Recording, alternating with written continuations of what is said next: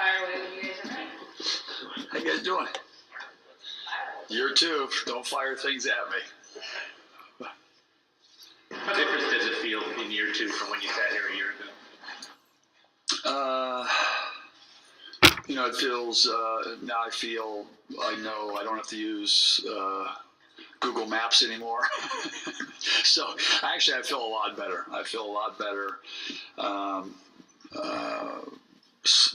Personally with family, we've already bought and sold. So we're now, foundation is great. Family's happy. Know my way around. I've met a lot of great people, basketball wise, and support. Felt what I know it could feel like every game here, what makes this place special, and and able to build on that. Last year it was kind of the unknown, and now I know what we're working with, so we're really excited about that. What does success in year 2 look like for you? Small wins and losses, or I think for us, big picture was, how can we put give our team a chance to play for a national championship, and that's getting into the NCAA tournament. And you feel if you can have we have a strong enough league that if you can be really good in the league, you try to win a championship there, put yourself in position to get to the NCAA tournament. So we upgraded our schedule, our non-conference schedule, pretty heavily, which, philosophically for the staff, it was going back to, we'd rather be, 24-9 and win the NIT. We'd rather be, 18-15 and playing in the 11 seed game. And so the goal here was to get there. We're still, people talk about, 95% of the scoring back, which is great, a veteran team, but there's still 34 games under our regime. And so still a lot of growth, trying to raise the standard, trying to build upon what we built on last year. So to answer your question, our standard, until we win it, I'll never be happy. And so you're constantly striving to raise the bar and get better, and that's what we've been focused on. How do you feel about the non-conference schedule, looking at it as a coach? Well, even last year, I remember, honestly, I remember looking at the schedule and going, oh my gosh, but we didn't know what we had. Got a Kansas, Belmont, you're playing these games. Now we know what we have, and we want to challenge ourselves. I mean, you got to go out and you got to play people. That was what we wanted to be able to do. The kids are believing in what we do. They know our system fairly for the 34 games, and we're playing some teams that we have familiarity with from last year. They kind of handled us pretty well. So we have a chance to go back and show our improvement and have an opportunity play against the best. So we're excited about that opportunity. Expectations are different this year, Coach. How do you teach that to a squad that hasn't had expectations for us? I think you just got to raise the bar, raise the standard. I think every day, academically, how we operate, everything, we've taken a whole nother level up. And I've seen it. And that's when you're building the culture. I mean, culture doesn't change in 12 months, 14 months. Culture takes time to build, and all we try to do is, okay, last year we were really happy. We got them to believe. We got them to believe in each other. Now we have to be stronger in those areas. They have to believe in each other more. We have to practice harder. We have to, we like to use the quote, how you do anything is how you do everything, off the court, in the community. We're trying to upgrade in all areas. I think we've got guys that have really bought into what we're doing. And so to do that, what I know is raise the bar, never be happy, always moving forward. Those are some of the words that we use. When you look at statistically last year, there was 2 areas that we really struggled in, and that was assists, per game, assist to turnover ratio, and defensive rebounding. And so we believe last year we had, based on Ken Palm, we were the number 1 defensive team in our league, but we were the worst defensive rebounding team, which hurt us against Gonzaga, a lot of different games. So can we go from 12th to now being what? up to, can we get to 8th? Can we get to 7th? You know, areas that we can improve on. Can we get easier shots? When you get uncontested shots, you shoot better percentages. Last year, we were able to, we made some great player shots, but how can we get more shots that are uncontested? And that's, we use a word called one more, getting the ball moving. And so those are just areas that you focus on that we were bad in, and you try to improve those areas. And if we can, while keeping at the top in the other defensive categories, we'll get better. That's just the bottom line. You talked about raising the standard and where you want to end up. What's the biggest challenge for you, the coaches, in your second year, making sure this group does take that next step forward? The biggest challenge is, I think, in any team, you challenge human nature. He had mentioned expectations. How do you manage that? Well, that's a whole new journey. You got them to believe. You got them to believe in each other. How do you strengthen that? And so that's the unknown. We've used the analogy last year. You try to keep the temperature at 72 degrees. When I bought my car, it said 72 degrees on the automatic air conditioner's unit. If it gets to 80, I got to pull it down to 72. And if it gets down to 60, I got to bring it back up to 72. And so, one of the reasons why I felt we had that success was not just the belief, but we had a chip on our shoulder. You can never lose that. That's one of the main values, even at the university, is the grit. It's the chip on your shoulder. You've got to be able to go out there like we've got something to prove. We haven't done anything yet. That's the message. And they can rate you second. They can rate you third. They can rate you 18th in the country. They can rate you 50th. They can rate you whatever it is. There's one truth, and that's inside the lines. And when you go out and you perform. And, that's what we're trying to, message every day. And we've been practicing hard. We've been working hard. And but there's that one truth. And we'll see what happens. Chris made the switch with the guard spot last year. Do you go back this year, or do you kind of keep where he's at? No, David has been probably, the best leader that we've had last year, this year, buying into our culture, trying to spread the word, trying to play the right way. It just goes back to he has to be better in those areas, assisting more. We believe he can average 5 or 6 assists a game, which would be huge. David has a scorer's mentality. Sometimes, you've got to take a couple shots less, but better percentage. He knows our offense now. He knows what we expect.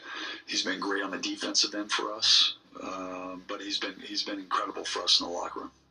You mentioned 95% of your offense is back, but you've got some pretty decent names showing up. How do the guys fit in? There's not really a lot of basketball still around there. At the end of the day, usually playing time works its way out. You go out there, you got to be able to play within our system how we want you to play. And, sometimes I think young guys come in, they think they're going to play by making shots or whatnot. And it might be, no, I want to see if you can make others around you better. Some guys, a lot of young guys think it's scoring. Sometimes it might be, how when you can put them in the game, they change the energy level of your team from rebounding to extra possessions. Those are the things that we're trying to fit these guys in with. I think the hardest thing with this team early you have 8 returning guys. You've got the new guys. Well, we were stopping practice a little bit too much to teach, and so you were losing rhythm in practice. And so basically, if you want to be a Ferrari, we're driving the Ferrari. You got these 8 guys, and we're going. Get on board. We'll work with you before, after practice. Want to have great energy, great rhythm in practice. And usually iron sharpens iron. So, the way that these guys are going, our approach is they'll pick up these guys. And we've seen that. Now I think it's 13th or 14th practice. We've seen that with some of these younger guys. You start to see their improvement, which has been a lot of fun. The biggest that you brought in, you got 10 more fouls and close to dead. Yeah. How does that impact what you want to do? Because last year Sam got in trouble with Noah, it really impacted rotation. Yeah, you know what? These guys, they all bring something unique to this team. What I'm looking forward is how can these guys enhance what we have, what we had built, and how do they mesh with those guys? I think that's really important. They've all shown, Elijah's had some great moments of getting guys the ball, which has been great. Nate Roberts, his energy, the way he rim runs and rebounds and extra possessions has been great. BPJ's had some great moments.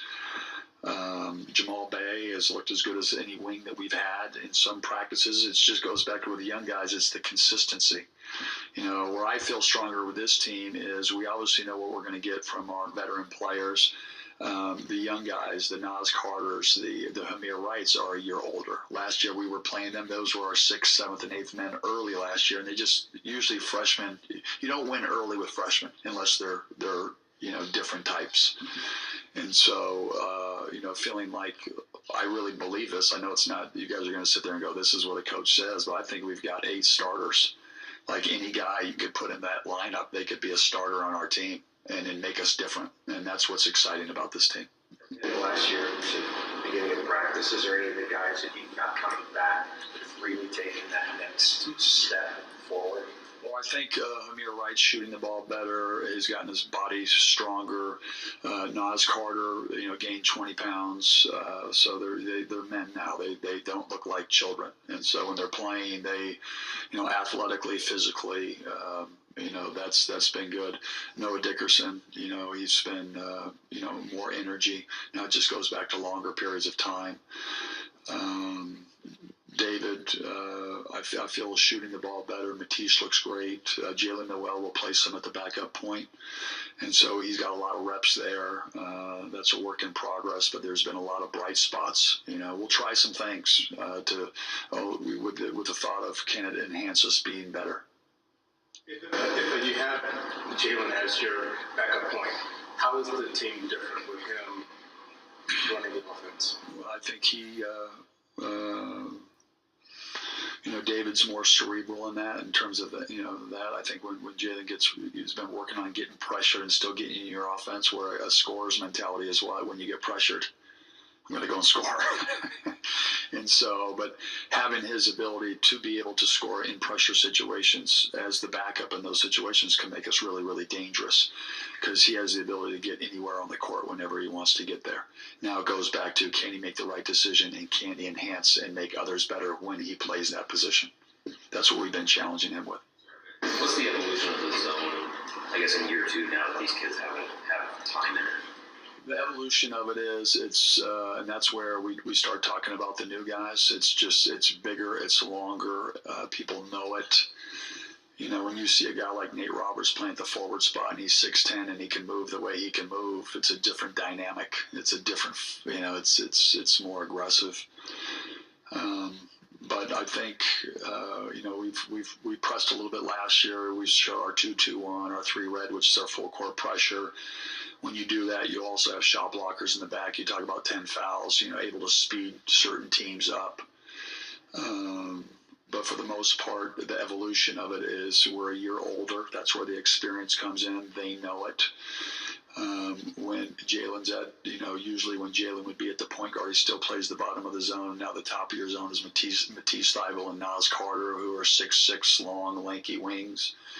It's just different dynamic. But evolution during the course of last season among the teams you played here in the conference as the season wore on and the way they attacked your zone? I felt like teams can get comfortable at it. Certain teams that were able to control the tempo. From day one when I got the job, I loved to be able to control the tempo. Certain teams that could control the tempo against us, teams that took time off the clock, hurt us. And those types of teams also, when they do that, you get out of rhythm offensively, the flow part of it. And, we lost if you look at specific teams, Oregon State twice in overtime, Stanford, Oregon State's a lot like Utah. We lost to them twice. So it's really a style part. But it's one of those things where we've been tweaking, figuring out ways to really combat that against certain type of teams where, I won't talk about it now, but where we're, preparing ourselves to be able to be successful in those situations. I think in anything, just like last year, we gotta stay together and we gotta believe in each other. I think sometimes when you haven't been there before and you get there or you think you got there, that's where the human nature like I'm going to do it myself. I'm going to take over the game. No. You know, our biggest thing is tougher together. You know, a game, Noah Dickerson, against Kansas, he got the ball 29 times in the post. Why were we good? Because if they played man-to-man, he scored. And if they came to double team him, he made a great pass out, which enhanced everybody else. It goes back to Jalen Noel. If he's scoring, they double team him. We've got other guys that can help us, especially win games. And that's what makes a great team dangerous. The ball moves. It goes to the open guy, and we try to get an uncontested shot.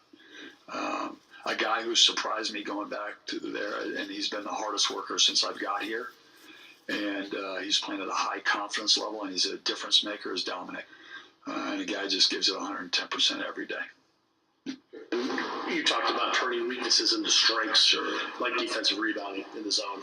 What was the biggest culprit, do you feel, when you broke the tape down last year, and how do you feel like you can address that? You know what, I think last year, just in different zone attacks, you're susceptible, the zone's susceptible to defensive rebounding lapses anyway. There's a lot of holes in it. It's not going box out like man-to-man. You're changing a lot of habits in terms of rebounding from kids, and so they've got to learn all new habits. We hit and go get. We have to go to certain areas. You're almost creating a triangle in the middle of the paint, where it's protection, and the guards have to be involved for long rebounds. I think that's one thing that we're getting better at. I think a big part of it is, in a lot of the games when we couldn't score last year, our best scoring lineup was a small lineup. And so, you're going 6-3 in the back line, 6-7 with Noah at the center. And so getting bigger in those positions helps that cause, from defensively forcing them to miss, but then able to be able to go and retain the ball. That's going to be a huge part if we have the success that we believe we can have this year.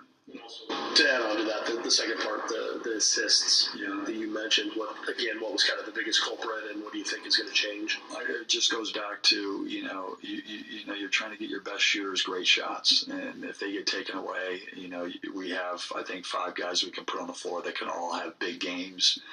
It's just stressing the one more. I think a lot of guys, when you're a thirsty scorer, which we have a few of those guys, you've got to be able to be aware of everybody around you. And so awareness of where Dominic Green is at all times in transition, off screens, understanding that you might have a good shot, but there's a great shot in the corner. And that's a culture piece. That's something that you try to fight every day. You're not perfect. You don't want guys thinking that they have an open shot and they shoot a contested shot. You don't want them thinking that, because some guys can make that. But usually you want that to be the last 10 seconds of a shot clock, where you're forced against really good teams to make that one-on-one play. But early, it's the ball movement, better ball movement, better cutting, better screening. Doing what we did last year, but at a higher level of execution, basically. And then the thought of one more. I noticed took a big step at the free throw line a year ago, and that really impacted his numbers. Huge. What's the next step for him? Who was that? Yeah, I just think, Noah had games. I mean, he gave, he had against DeAndre Ayton. I mean, he can score against anybody. He just has that ability when he's on. And so it was more so the consistency there. His foul shooting really improved, which helped us. He has the ability not only to score, but to get you in foul trouble. And that's the double bonus. He's begging me to shoot threes. But he's been working on it, and he's really improved. But it's just, it goes back to what we talked about, like the consistency part of it. Okay, so 70% of the games you were the best player in the country, the best player in the league. Now we need to get you to 85% of the games, and that's part of raising the bar. It's never going to be perfect, but you're striving for that. That's what you're pushing these guys to, that level. And usually, through my experience, when you set the bar and your culture's this way, they'll adapt to it. How does that sort of struggle with him wanting to be more of a three-point shooter, and obviously his strengths are down low? How does that play out, and where do you think that goes? Well, again, I don't, nothing out there is done with an experiment. We'll experiment in practice, and a lot of stuff is tried and true. And so, you proved to me that you can do that in practice at a high rate. I think I gave him 65% of open ones. If you can prove that you're shooting that, and I won't tell you what he's shooting right now to let you know. But, if he can do that, then, yeah, that's smart coaching. But we're going to do what's best for the team. It's the team. It's tougher together. It's the extra pass, playing the way that we want you to play, because we proved last year that if we execute our game plan, it didn't matter who we played, we would win. And that was proven. Now can you consistently do that and execute that over time? Last year, you had to spend a lot of time installing the defense and teaching it. We saw a little bit of man-to-man. We saw a little bit of full-court pressure. Is this something that, now that you've got that base defense in, that you can expand on and do other things? And who are some of the guys that really know this defense backwards and forwards? Well, I think, it's a great question, because, we have to evolve as a program. And it goes back to, do you go what really worked? You definitely do that. What can we show against some of these other teams that gave us problems where we can change the tempo? Those are things that we've been working on. But I think that, we're going to hang our hard hat on that zone. They believe in it. We got really good at it. Now we're bigger, and it will be better. Who's great in the zone? Obviously, we know Matisse. I think David's great at it. I think it's like a great combination with the way that Matisse flies, and if he gets beat, David's always there to protect him. And then Matisse is coming back like Superman to save the day with blocked shots and disruption all over the place. Now it goes back to getting them to believe, like Matisse, you need to get 5 or 6 rebounds for us to win. David, getting a combination of maybe 10 or 11 rebounds from that guard position would be huge. And just, it's that mentality, part of coaching, in my opinion, is the simplicity. I keep it as simple as possible. And then, where focus goes, energy grows. And you can't focus on everything. Like, what are the core things? So it's that extra pass. That's where we can rise. 5 guys rebounding. That's where we can rise and get better at execution offensively, and then defensively of what we've been doing. That's how I see this season going. Protectors that you're bringing in, does that allow you to trap a little bit more? It allows you to extend. It allows you to press, extend. If you go into your switching man or whatever you're doing, you're able to be more aggressive out here because you have rim protection back there. And, Sammy did a really good job for us last year. Now, if he got in foul trouble, we could put in a 7-footer that can shot block just as good. Last year, we would go with Noah, which was great because we became offensively better, but maybe not as good defensively. So when you have options, that's a luxury. When you have experience, that's a luxury. Now it comes down to good or bad coaching. No. You talked about the style, like for Utah, for instance. Sure. And now that you've gone through a whole year of playing each of those teams, and at least once, maybe twice, is there some things about the styles that you were wedded to that you really wanted to hammer home last year, where all of a sudden it's like, yeah, I'm not so sure in the Pac-12 that might work as well as maybe I thought it might? I didn't, to be honest with you, coming back here, we tried to press, we tried to play like West Virginia. That was the whole preseason. That's what we did. And when we decided that we didn't want to just be good at a lot of different things and confuse them, like what could we hang our hat on? What could we be great at? And it became zone for us. And you saw the belief. You saw after the Kansas game, you saw their mindset start changing because they executed. And it was like, oh my God, what they told us was real, And so you start to see that belief, and then they started seeing what they could do. And then there's that part of the zone, and then it goes back to, can you make adjustments on the fly? And we got better. So certain attacks, we were able to do that. Now, in all those games, the Utah games, the one here, we had a 12-point lead in the second half. And we weren't able to, turnovers, 4 shots, some certain things that goes back to that part of the game where we have to get better at.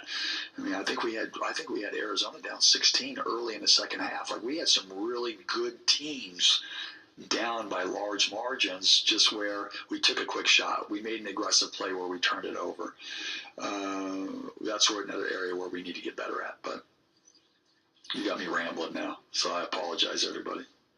Plan to play the scrimmage like a real game, or do you rotate and mix and match? And the other part of that, the reasoning behind playing such a high caliber team like this on the road was what? Listen, you get a chance to play a top 10 program on the road. I felt like the Boise State game last year was great for us. We went down there. They were physical with us. They were very well coached. It was a veteran team, and that's what you want your guys to go against. And it's a great luxury because you still don't play your first game for 2 weeks after. So you can go down there, see where you're at. You know, it goes back to what you were talking about, expectations. Well, let's go play one of the best. Let's go see it. You know, you're playing in a tough environment in front of 11,000 fans against a preseason. You know, I think they might even be top 5 against a great coach, great program. And let's see where we stand. There's nothing like you have in a game like that where you can go back, or it doesn't count in the win or loss column, and you can go back and watch film. You either get humbled or you got to bring them down, and you play well and you got to bring them down. But for the most part, I know the guys are excited to go play this game. It will be great for a great cause and be great for our guys. And, you know, you got to know now because our schedule, there's no hiding. You know, people don't know Western Kentucky's really, really good. And then 3 days later, you're going to play at Auburn. You know, but that's what we want to do with our program. We want to play the best, and we're going to have to be really fine-tuned earlier than we were last year and as expected. Do you plan to play it like a straight game, or do you rotate? That's a good question. You know what? I'm a gut guy, so you know, we're going in there to win the game. But I think it's a great opportunity to try some. You know, that's when we say like, you know, try some things. I think we'll try some things, try different lineups to see how they are. You know, you play against each other all day. You know, it's going to be good to play against somebody else. And we'll learn a lot about ourselves. So we're going to win. That's just the bottom line. I'm not, you know, I'm not going in there to try things to lose. We don't do that here. That's not who we are. You know, we'll learn a lot. Did you target Nevada specifically for trying to put this together? Well, you know what? We had tried to get him here. We tried to get him there. We just wanted a high-level game. Eric Musselman, you know, Dave Rice coached there 2 years ago, and really close friends, great, you know, friendship with the programs, and you know, it's great for West Coast basketball. And we tried to get him here, but I think there was a volleyball game and a football weekend, so we couldn't get the facility. But you know, you could play a team like this early is a great thing. When it comes to your scheduling philosophy, does it change for you at all when you have an experienced group like this and maybe a younger, less experienced group? I think so too, but you know, I think going back for us, it was more studying basically what's happening with the new model for the NCAA tournament selection. I mean, that's what you're trying to do, and it's what you realize in scheduling. It's hard to get teams to come out here. It's a long trip. You know, to come out here, you look at there's scheduling problems and situations, and so you know, Cameron Dollar is in charge of our scheduling, did a great job of getting really good games, and we try to coordinate. You know, we use a computer software program based on the last years of the NCAA tournament in terms of the numbers and how they match up and what they're looking for. And, you know, you want to be able to go out and not only play the best, but give yourself the best opportunity to get in that tournament and have a chance to play for it. You can't play for a national championship if you're not in the tournament. And so is it a little bit risky? Is it scary? Yes. Are you kidding me? Heck yes. You know, I could have sat there and said, we're going to schedule and try to win 23, 24 a year. And, you know, for the ego of the coach, we're doing it for what's best for the program. And, you know, iron sharpens iron, go play the best, see what we got. And may the chips fall. Yeah. You mentioned Boise in terms of how that was a great barometer for you guys. And was that something then going into this year, whether it was going to be Nevada or someone else, was that something you had immediately targeted as far as part of your schedule that you? Yeah, we wanted to play a game. I talked to Leon at Boise because we were going to do that, play them again. And we thought with our team coming back, the schedule that we were playing, that not only Boise State would have been a great game for us, but this one was going to be with fans. And so when you can go play in front of 11,000 great fans on the road, top 10, top 5 program, I just felt like having a veteran team with the schedule that we have to find out where we're at. You can only see so much in practice. You got to be able to go out there and play that game. And so it was something that we were targeting. We looked at other teams too, but it ended up being West Coast, fly out there, get back the next day, and really challenge ourselves. Actively trying to I pursue. love it. Yeah, we would love to do it here. Have here, sell out, great team here. Raise awareness for homelessness or a great cause, and really connect with the city and do something. We talk about having awareness of our city. How can we help build? How can we help? How can we use the program to help? That's what we try to promote here at University of Washington basketball. All right, thanks, Coach.